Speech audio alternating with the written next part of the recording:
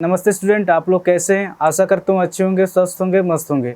तो आज हम लोग पढ़ेंगे लाभ और हानि। लाभ और हानि का पार्ट 1 पढ़ेंगे, ठीक है। और जो भी स्टूडेंट पार्ट 1 से लेकर पार्ट 7 तक नहीं देखे हैं, चैनल पे अपलोड किया, वहाँ से आप जाके देख सकते हैं, ठीक है। और लाभ और हानि में जितने भी क्वेश्चन है सिर्फ एक मेथड से जितने भी क्वेश्चन है आप इजिली आप क्वेश्चन को सोल्व कर सकते हैं, ठीक है। तो बिना देरी के क्वेश्चन को स्टार्ट करते हैं। तो क्वेश्चन में क्या दिया गया? एक व्यक्ति कुछ संतरे 1 रुपया के 25 की दर से खरीदता है। वह 1 रुपया में कितने संतरे बेचे कि उसे 25% का लाभ हो जाए, क्वेश्चन में दिया गया। तो जैसे जैसे क्वेश्चन में दिया उस हिसाब से लिखते जाएंगे, ठीक है। इधर जो डाटा आता है, इधर क्वांटिटी आता है, ठीक है। इधर जो डाटा आता है रुपीस आता है। तो क्वेश्चन में क्या दिया गया? एक व्यक्ति कुछ संतरे 1 रुपया के 25 की दर से खरीदता है, यानी कि 1 रुपया में 25 संतरे खरीदता है। ये क्वेश्चन में दिया गया। सबसे पहले इसको सोल्व करेंगे कि एक वस्तु को कितने रुपए में खरीद रहा है, ठीक है। एक वस्तु को कितने रुपए में खरीद रहा है, ये जो 25 है नीचे चल जाएगा, यानी कि 1/25 निकल के आ रहा है, यानी कि एक वस्तु को 1/25 रुपये के हिसाब से खरीद रहा है, ठीक है। आगे क्वेश्चन क्या दिया गया? कितने संतरे बेचे कि उससे 25% का लाभ हो जाए, क्वेश्चन में दिया गया। 25% का लाभ दिया गया, तो 100 + 25 कितना हो जाएगा? 125/100 हो जाएगा, ठीक है। इसको डायरेक्ट सोल्व करेंगे, 125/100 हो जाएगा। अब इसको सोल्व करेंगे, 25 का 25, 25 25 125, 5 से कितना पे जाएगा? 5 से ये 20 पे जाएगा। ये जो 20 है इधर आ जाएगा, और इधर कितना है? 1 है, यानी कि 1 रुपया में उसको 20 संतरे बेचना पड़ेगा। तो इस क्वेश्चन का जो आंसर हो जाएगा ऑप्शन बी इसका सही आंसर होगा। 32 नंबर क्वेश्चन में क्या दिया गया है? ए किसी वस्तु को बी को 20% मुनाफा लेकर बेच देता है तथा बी सी को 25% मुनाफा लेकर वह वस्तु को बेच देता है। यदि सी को 225 रुपया भुगतान करना पड़े तो ए इसके लिए कितने रुपए का भुगतान किया था, क्वेश्चन में दिया गया, ठीक है। तो जैसे जैसे क्वेश्चन में दिया उस हिसाब से लिखते जाएंगे। सबसे पहले तो प्रतिशत को उतारेंगे, ठीक है। तो क्वेश्चन में क्या दिया गया? ए किसी वस्तु को बी को 20% मुनाफा लेकर बेच देता है, यानी कि 20% का लाभ हो रहा। आगे क्वेश्चन क्या दिया गया? बी सी को 25% मुनाफा लेकर बेच देता है, यानी कि 25% का लाभ दिया गया, ठीक है।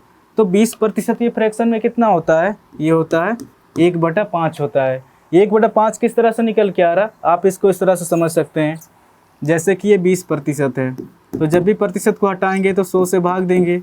20 का 20, 20 25 100, 1/5 निकल के आ रहा। तो जब भी 20% को फ्रैक्शन में सोल्व करेंगे तो 1/5 आएगा।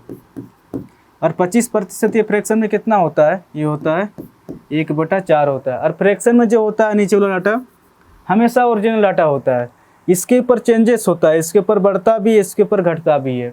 ये क्वेश्चन के ऊपर डिपेंड करता है क्वेश्चन क्या पूछ रहा है। तो क्वेश्चन में क्या दिया गया? ए किसी वस्तु को बी को 20% मुनाफा लेकर बेच देता है, यानी कि ए के पास अगर 5 रुपया रहा होगा तो इस 5 का 20% लाभ हो रहा है। तो इस 5 का 20% कितना हो जाएगा? 1 होगा, यानी कि बी को बेच देगा 5 + 1, यानी कि बी को बेच देगा 6 रुपये में बेच देगा। ये रेशियो का कंसेप्ट लगता है, जैसे कि A/B, B/C। अगर ए के पास 5 रुपये रहा होगा तो बी को 6 रुपये में बेच देगा, ठीक है।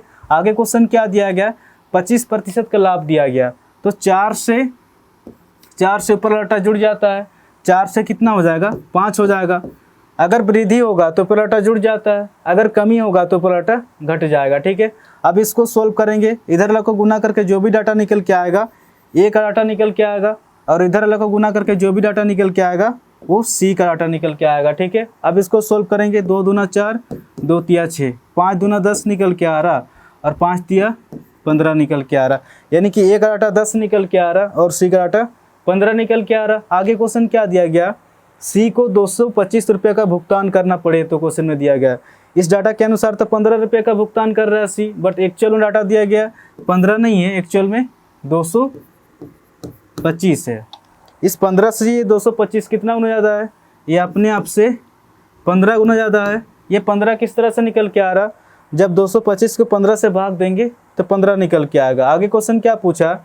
ये इसके लिए कितने रुपए का भुगतान किया था, क्वेश्चन में दिया गया, ठीक है। तो ये 10 रुपया भुगतान ना करके इसी 15 के साथ गुना करेंगे तो कितना हो जाएगा? 15 × 10 150 हो जाएगा, यानी कि ये इसके लिए 150 रुपये का भुगतान किया था, ठीक है।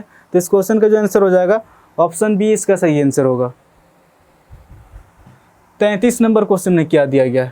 एक वस्तु बी को 25% मुनाफा में लेकिन बी ने सी को 10% घाटे में बेचे, सी डी को 20% फायदे में बेचे, डी ने 27 रुपये का भुगतान किया, तो वस्तु को ए ने कितने रुपए में खरीदा था क्वेश्चन में दिया गया। ठीक है, तो जैसे जैसे क्वेश्चन में दिया उस हिसाब से लिखते जाएंगे। सबसे पहले तो प्रतिशत को उतारेंगे। प्रतिशत में कितना दिया गया, एक वस्तु को बी को 25% मुनाफा में, यानी कि 25% का लाभ हो रहा है। ठीक है, आगे क्वेश्चन क्या दिया गया, बी ने सी को 10% घाटे में, यानी कि 10% का हानि दिया गया। आगे क्वेश्चन क्या दिया गया, सी डी को 20% फायदे में, यानी कि 20% का लाभ हो रहा है। और 25% ये फ्रैक्शन में कितना होता है, ये होता है 1/4 होता है। 10% ये फ्रैक्शन में कितना होता है, ये होता है 1/10 होता है। और 20% फ्रैक्शन में कितना होता है, ये होता है 1/5 होता है। और फ्रैक्शन में जो होता है नीचे वाला डाटा हमेशा ओरिजिनल डाटा होता है, इसके ऊपर चेंजेस होता है, इसके ऊपर बढ़ता भी है, इसके ऊपर घटता भी है। ये क्वेश्चन के ऊपर डिपेंड करता है क्वेश्चन क्या पूछ रहा है। तो क्वेश्चन में क्या दिया गया, एक वस्तु को बी को 25% मुनाफा में बेच देता है, यानी कि ए के पास अगर 4 रुपया रहा होगा तो इस 4 का 25% लाभ हो रहा है। तो इस 4 का 25% कितना हो जाएगा, 1 होगा, यानी कि वो बी को बेच देगा 4 + 1, यानी कि बी को बेच देगा 5 रुपये में बेच देगा। आप इसको इस तरह से समझ सकते हैं, A/B, B/C, C/D। अगर ए के पास 4 रुपये रहा होगा तो बी को 5 रुपये में बेच देगा। ठीक है, आगे क्वेश्चन क्या दिया गया, 10% का हानि दिया गया, तो 10 से हो जाएगा, 10 से ऊपर वाला घट के 1 घट के 9 हो जाएगा। यहाँ पर क्वेश्चन में क्या दिया गया, 20% का लाभ दिया गया, तो 5 से ऊपर वाला जुड़ के कितना हो जाएगा, 6 हो जाएगा। अगर वृद्धि होगा तो पलटा जुड़ जाता है, अगर कमी होगा तो पलटा घट जाता है। ठीक है, अब इसको सोल्व करेंगे। इधर को गुना करके जो भी डाटा निकल के आता है, ए का डाटा निकल के आता है, और इधर को गुना करके जो भी डाटा निकल के आता है, डी का डाटा निकल के आता है। ठीक है, अब इसको सोल्व करेंगे। 5 से 5 कट जाएगा, 2 दूना 4, 2 तिया 6, कितना निकल के आ रहा, 10 दूना 20 निकल के आ रहा, और 9 तिया 27 निकल के आ रहा, यानी कि ए का डाटा 20 निकल के आ रहा और डी का डाटा 27 निकल के आ रहा। आगे क्वेश्चन क्या दिया गया, डी ने 27 रुपये का भुगतान किया, तो क्वेश्चन में दिया गया। ठीक है, एक्चुअल में 27 का भुगतान किया। ठीक है, डी ने ये 27 से जो ये 27 कितना गुना ज़्यादा है, ये अपने आप से 1 गुना ज़्यादा है। तो क्वेश्चन क्या पूछ रहा है, ए ने कितने रुपए में खरीदा था, क्वेश्चन में दिया गया। ठीक है, तो इस 20 ना होकर अपने आप से 1 गुना ज़्यादा, 20 का 20, यानी कि ए ने 20 रुपये में खरीदा होगा। ठीक है, तो इस क्वेश्चन का जो आंसर हो जाएगा ऑप्शन सी इसका सही आंसर होगा। 34 नंबर क्वेश्चन में क्या दिया गया है, एक दुकानदार 11 नींबू 10 रुपये में खरीदता है और 11 रुपये में 10 नींबू बेच देता है, तो 42 रुपये का लाभ लेने के लिए कुल कितने नींबू बेचना चाहिए, क्वेश्चन में दिया गया। तो जैसे जैसे क्वेश्चन में दिया उस हिसाब से लिखते जाएंगे। ठीक है, इधर जो डाटा आता है, इधर क्वांटिटी आता है, इधर जो डाटा आता है रुपीस आता है। तो क्वेश्चन में क्या दिया गया, एक दुकानदार 11 नींबू 10 रुपये में खरीदता है, यानी कि 10 रुपये में 11 नींबू खरीद रहा है, और खरीदने वाला मूल्य को बोला जाता है CP। ठीक है, आगे क्वेश्चन क्या दिया गया, और 11 रुपये में 10 नींबू बेच देता है, यानी कि 11 रुपये में 10 नींबू बेच देता है, और बेचने वाला मूल्य को बोला जाता है सेलिंग प्राइस। ठीक है, तो सबसे पहले इसको सोल्व करेंगे कि एक वस्तु को कितने रुपए में खरीद रहा है। ठीक है, ये जो 11 नीचे चल जाएगा, यानी कि 10/11 हो जाएगा, यानी कि एक वस्तु को 10/11 रुपये के हिसाब से खरीद रहा है, और बेचते वक्त 11/10 रुपये के हिसाब से बेच रहा है। ठीक है, अब इसको सोल्व करेंगे। अब ये फ्रैक्शन में आ गया, जब तक ये फ्रैक्शन रहेगा हमेशा ये कैलकुलेशन टफ करेगा। तो सबसे पहले फ्रैक्शन को हटाएंगे, और फ्रैक्शन को हटाने के लिए क्या करना पड़ता है, इस 11 और 10 का एलसीएम लेना पड़ेगा। ठीक है, इस 11 और 10 का एलसीएम कितना हो जाएगा, इस 11 और 10 का एलसीएम 110 हो जाएगा। ठीक है, तो 10/11 रुपये के हिसाब से हमने 110 नींबू खरीदे, तो टोटल क्वांटिटी हमने कितना खरीदा, टोटल क्वांटिटी 110। ठीक है, और 11/10 रुपये के हिसाब से हमने 110 नींबू बेच दिया।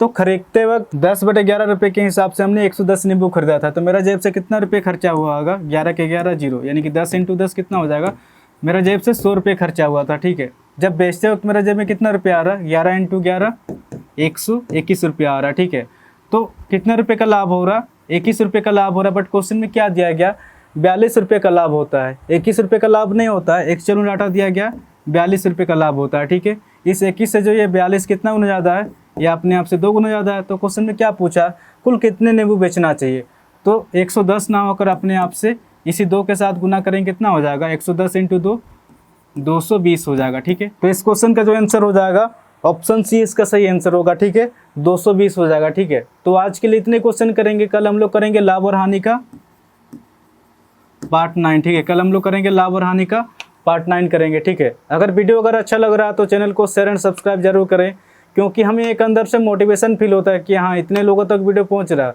तो हमें और भी वीडियो बनाने का मन करेगा। तो इसीलिए चैनल को जितना हो सके शेयर एंड सब्सक्राइब जरूर करें, और हाँ कमेंट करके जरूर बताएं कि आपको वीडियो कैसा लग रहा है, ठीक है। तो आज के लिए इतने क्वेश्चन करेंगे, फिर कल मिलेंगे। धन्यवाद।